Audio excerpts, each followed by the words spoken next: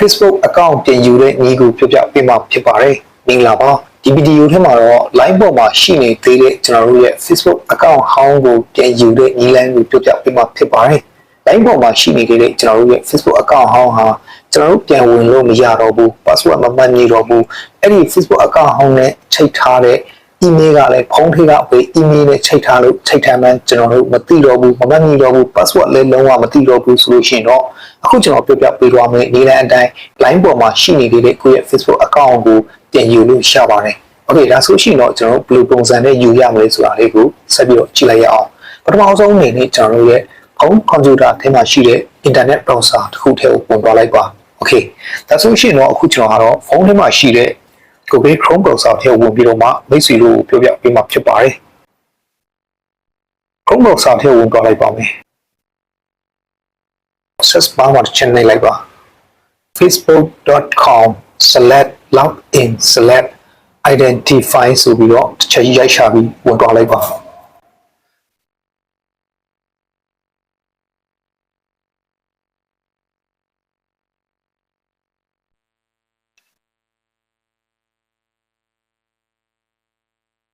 facebook.com/login/identify ဆိုပြီးတော့ရိုက်ရှာလိုက်ပါ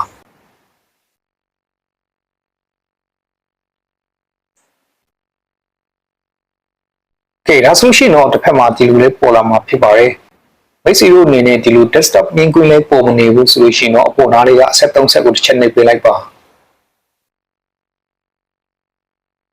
Okay ပြီးတော့အပေါ်တစ်ချက်ဆွဲတင်လိုက်ပါ desktop site ဆိုတဲ့နေရာမှာအခုလိုမှန်ချစ်ကလေးနှိပ်ထားပေးလိုက်ပါဒါဆိုရှင်တော့ဒီလို desktop site ပြောင်းသွားဖြစ်ပါတယ် email address or phone number ဆိုတဲ့နေရာမှာတစ်ချက်ထောက်လိုက်ပါ email address or mobile number နေရာမှာကျွန်တော်တို့ရဲ့ Facebook account ကိုဖွင့်ထားခဲ့တဲ့ email ဒါမှမဟုတ်ဖုန်းနံပါတ်ကိုမှတ်မိတယ်ဆိုလို့ရှိရင်ဒီနေရာမှာရိုက်ထည့်လို့ရပါတယ်မမှတ်မိဘူးဆိုလို့ရှိရင်တော့အဲ့ဒီ Facebook account ရဲ့နာမည်ဒါမှမဟုတ်အဲ့ဒီ Facebook account ရဲ့ username ကိုဒီနေရာမှာရိုက်ထည့်ပြီးတော့ကိုယ့်ရဲ့ account ကိုရှာလို့ရပါတယ် email address or mobile number နေရာမှာကျွန်တော်တို့ရဲ့ Facebook account နဲ့ username ကိုထည့်ပြီးတော့ဘယ်လိုရှာရမလဲဆိုတာလေးကိုဆက်ပြီးတော့ကြည့်လိုက်ရအောင်အခုပထမဆုံးအနေနဲ့ကျွန်တော်တို့ဒီထည့်ရတဲ့ချက်ထွက်လိုက်မယ်ရှိကျွန်တော်တို့အသုံးနေတဲ့ Facebook account အတိတ်ကနေပြီးတော့ Facebook account အဟောင်းကိုတစ်ချက်ရှာလိုက်မယ် Facebook ထဲဝင်သွားလိုက်မယ် Facebook ထဲရောက်ပြီဆိုလို့ရှိရင်တော့ search မှာတစ်ချက်နှိပ်လိုက်မယ်ကိုယ့်ရဲ့ account ဟောင်းကိုတစ်ချက်ရိုက်ရှာလိုက်ပါ account ဟောင်းကိုတွေ့ပြီဆိုလို့ရှိရင်တော့ account ရဲ့ profile လေးထဲကိုတစ်ချက်နှိပ်ပြီးတော့ဝင်သွားလိုက်ပါဒီအောက်နားလေးကအဆက်3ဆက်ကိုတစ်ချက်နှိပ်ပေးလိုက်ပါ Okay ဒါဆိုရှင်တော့ဒီဖက်မှာကျွန်တော်တို့ Facebook account အဟောင်းရဲ့ profile link ကိုအခုလိုမြင်ရမှာဖြစ်ပါတယ်ကျွန်တော်တို့ Facebook account ဟောင်းရဲ့ profile link ဆိုတာဒီအောက်နားလေးမှာ facebook.com အနောက်က select ရဲ့အနောက်မှာရှိတဲ့စာသားပဲဖြစ်ဖြစ်ကဏ္ဍလုံးတွေပဲဖြစ်ဖြစ်ကျွန်တော်တို့ရဲ့ Facebook account profile link ဖြစ်ပါတယ်ဗောနော်တချို့ account တွေဆိုလို့ရှိရင်တော့ facebook.com select ရဲ့အနောက်မှာ username မထည့်ထားဘူးဆိုလို့ရှိရင်တော့ profile link ဟာဒီ select.com ရဲ့နောက်မှာမြင်းဆောင်ပါတယ်เนาะမြင်းဆောင်ရဲ့အနောက်မှာပါတဲ့စာလုံးတွေဟာအခုလိုနာမည်နဲ့မဟုတ်ဘဲနဲ့3.3.14568စသည်ဖြစ်ပေါ့เนาะ3.3အဲ့လိုကဏ္ဍလုံးလေးတွေပါနေမှာဖြစ်ပါတယ်ဒီ facebook.com ရဲ့နောက်က select ဒီမြင်းဆောင်ရဲ့နောက်မှာပါတဲ့ကဏ္ဍလုံးတွေဟာမိတ်ဆွေရဲ့ Facebook account profile username profile link name တွေဖြစ်ပါတယ်ပေါ့เนาะဆိုတော့ကျွန်တော်တို့ဘယ်လိုပဲနေနေကျွန်တော်တို့မြင်တဲ့ဒီ .com ရဲ့နောက်ကမြင်းဆောင် select ရဲ့နောက်မှာပါတဲ့ကဏ္ဍလုံးတွေကိုဒါမှမဟုတ်ဒီလို username တွေကိုကျွန်တော်တို့တေချာလေးမှတွားလိုက်ပါပြီးတော့ကျွန်တော်ခဏကဝင်ခဲ့တဲ့ internet Chrome browser ထဲတစ်ချက်ပြန်တွားလိုက်မယ်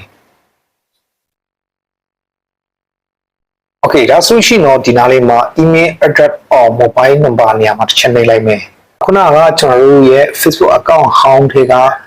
Facebook profile link URL username ကိုတစ်ချက်ကြိုက်ပြီးတော့ထည့်လိုက်ပါတကယ်လို့မိတ်ဆွေတို့ရဲ့ Facebook account URL link ပေါ့နော် username မှာတကယ်လို့ select ရဲ့အနောက်မှာပေါ့နော်ဒီလို3.3.12356စသည်ဖြစ်ပါနေတယ်ဆိုလို့ရှိရင်အရှိက select ကိုဖြုတ်ပြီးတော့မှထည့်ပြီးတော့ set ကိုနှိပ်ပြီးတော့မိတ်ဆွေရဲ့ Facebook account ကိုရှာပါအခုကျွန်တော်ကတော့ username ထည့်ထားတာဖြစ်တဲ့အတွက်ကြောင့်မို့ကျွန်တော်ရဲ့ Facebook account username ကိုထည့်လိုက်ပါမယ်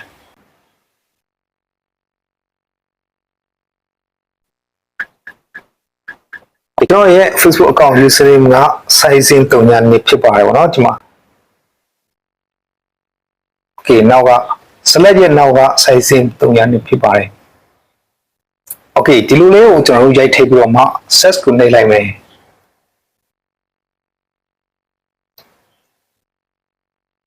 Okay ဒါဆိုလို့ရှိရင်တော့ဒီလိုပုံစံလေးပေါ်လာမှာဖြစ်ပါတယ်ဒါဆိုရင်ကျွန်တော်ရဲ့ Facebook account profile name ကိုမပြသေးဘူးเนาะမပြသေးဘူးဆိုတော့ကျွန်တော်တို့ဒီနားလေးက try another way ဆိုတဲ့နေရာမှာတစ်ချက်နှိပ်လိုက်မယ်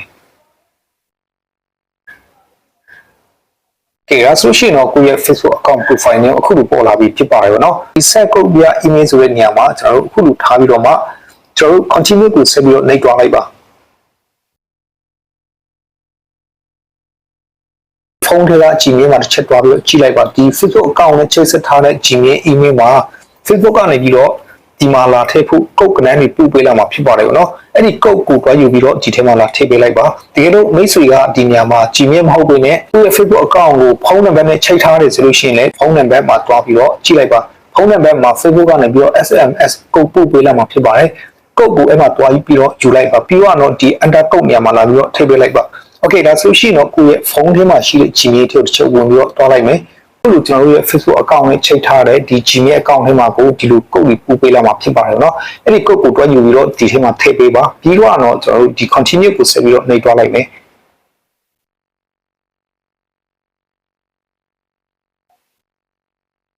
Okay ဒါဆိုရှင်တော့ choose a new password ဆိုပြီးတော့အခုလိုပေါ်လာမှာဖြစ်ပါတယ်เนาะ။ဒီအောက်နားလေးမှာ new password နေရာမှာတစ်ချက်နှိပ်ပေးလိုက်ပါ။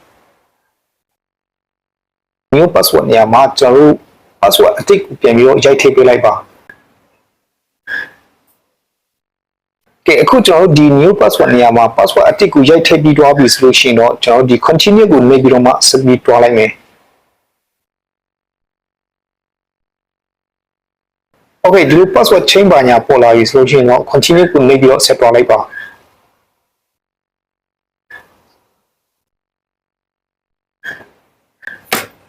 ကဲဒါဆိုရှင်တော့ခုမိတ်ဆွေတို့မြင်တဲ့အတိုင်းပဲကိုယ့်ရဲ့ Facebook account ဟောင်းကိုပြန်ပြီးတော့ဖွင့်လို့ရတာဖြစ်ပါတော့เนาะဒီနေ့အတိုင်းပဲကျွန်တော်တို့ရဲ့ Facebook account ဟောင်းဟာ line ပေါ်မှာရှိသေးတယ်ဒါပေမဲ့ကျွန်တော်တို့ login ဝင်ဖို့အတွက် password မမှတ်မိတော့ဘူးဆိုလို့ရှိရင်တော့ဒီအခုကျွန်တော်ပြပြပေးသွားတဲ့နည်းလမ်းအတိုင်းကိုအသုံးပြုပြီးတော့ကိုယ့်ရဲ့ Facebook account ဟောင်းတွေကို login ပြန်ဝင်လို့ရပါတယ်မိတ်ဆွေတို့အနေနဲ့ line ပေါ်မှာရှိနေသေးတဲ့ password မမှတ်မိတော့တဲ့ကိုယ့်ရဲ့ Facebook account အဟောင်းတွေကိုအခုလိုနည်းလမ်းအတိုင်းလေးကိုအသုံးပြုပြီးတော့ပြန်ဝင်လို့ရတယ်ဆိုတာလေးကိုသိသွားလောက်ပြီလို့နားလည်ပါတယ်နောက်ထပ်ဗီဒီယိုမှာကျတော့ line ပေါ်မှာရှိနေတဲ့ကိုယ့်ရဲ့ Facebook account အဟောင်းကို password လေးမမှတ်မိတော့ဘူးအခုလို Gmail ဖုန်းနံပါတ်တွေလေးကိုယ့်ရဲ့ဖုန်းထဲမှာရှိမနေတော့ဘူးဆိုလို့ရှိရင်ကျွန်တော်တို့ဘယ်လိုပြန်ယူရမလဲဆိုတဲ့နည်းလမ်းလေးတွေကိုဆက်လက်ပြီးတော့ပြပြပေးမှာဖြစ်ပါတယ်ဟုတ်ကဲ့ပါဒီဗီဒီယိုလေးကဒီလောက်ပါပဲမိတ်ဆွေတို့အတွက်အကျိုးရှိတယ်ဆိုလို့ရှိရင်တော့ဒီဗီဒီယိုလေးကို like and share များလုပ်ပေးသွားနိုင်ပါတယ်နောက်မနေတာတွေရှိရင် comment လေးတွေရေးပြီးတော့ဝေးထားနိုင်ပါတယ်နောက်ထပ်ဗီဒီယိုတွေမှာပြန်ပြီးတော့ဆုံကြရအောင်အားလုံးပဲမင်္ဂလာပါ